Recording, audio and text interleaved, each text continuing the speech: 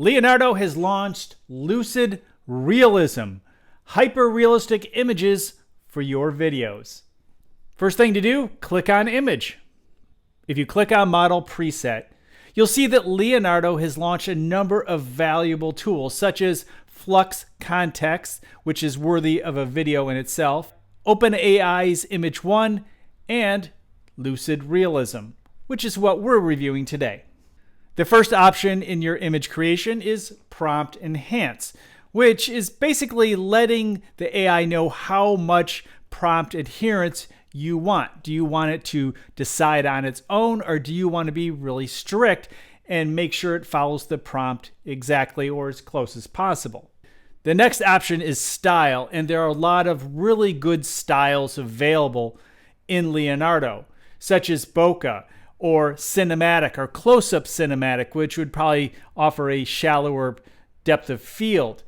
Creative, dynamic, film, food, HDR, long exposure. We definitely have to check that one out. As well as monochromatic, all the way down to stock photo and vibrant. There are a lot of really good options here that I think is better than most.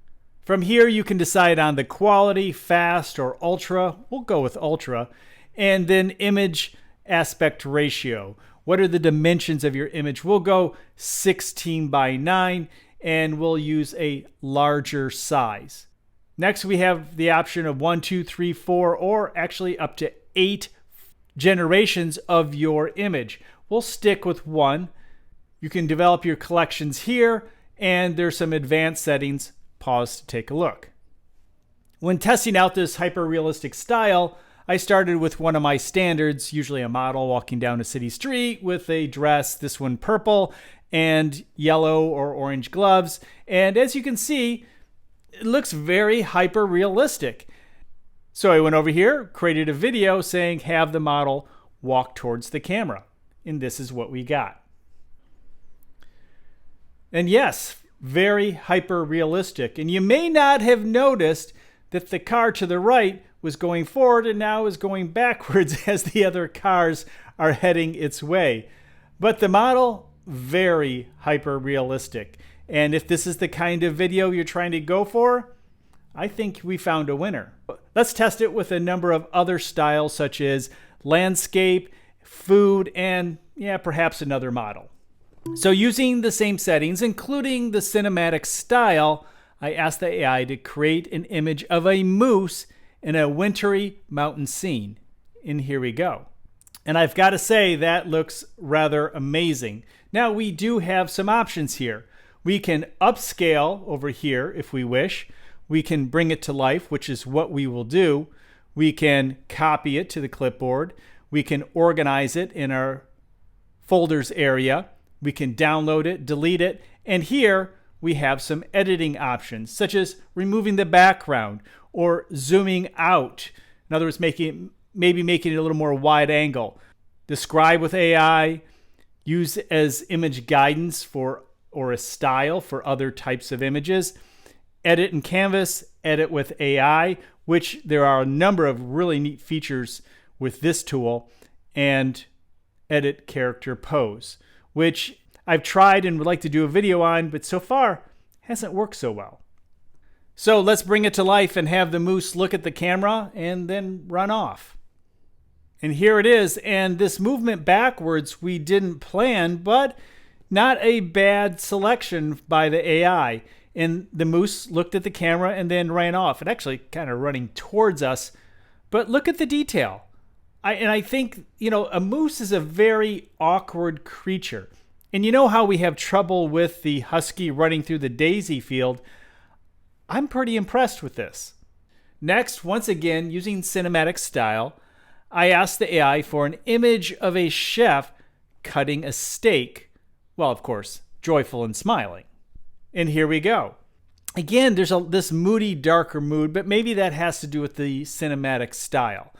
So now let's have the chef do something by creating a video.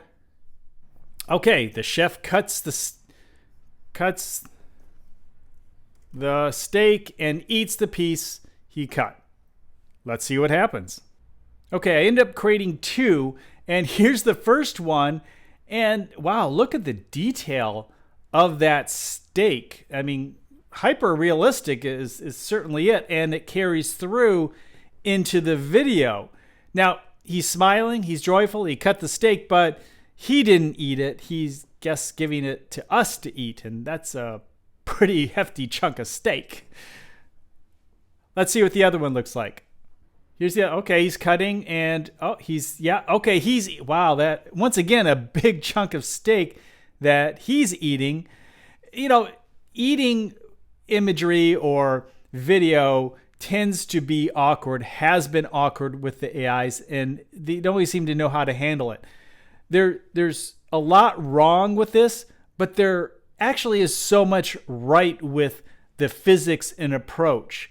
No, you're not going to use the knife in that way, and that's a little bit too big of a piece of steak. But it really is a lot better than many of the other AIs when having people eat some sort of food. Let's go on to the next one. So we're going to have fun with this one. A cyberpunk model in purple with her robotic dog.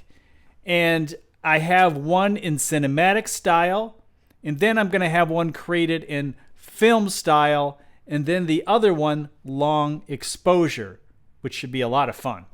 Okay, here we go. Cinematic style. Again, that moody look, and yeah, looking good. The model, cyberpunk with the robot dog. Here you go. Let's take a look at the film one. Film, there's more of a scene, nice look to it. Again, a different model. This one's more along the lines of what I like to usually do in the middle of a city street. Again, with the dog. Pretty good. Now let's take a look at the long exposure. I think this should be cool. Okay, here we go. Oh yeah, that's really cool. I like this one. And you can see the streaks of light. That's the long exposure, the cars passing by, and a really cool look. This one's, I think, worthy of bringing to life.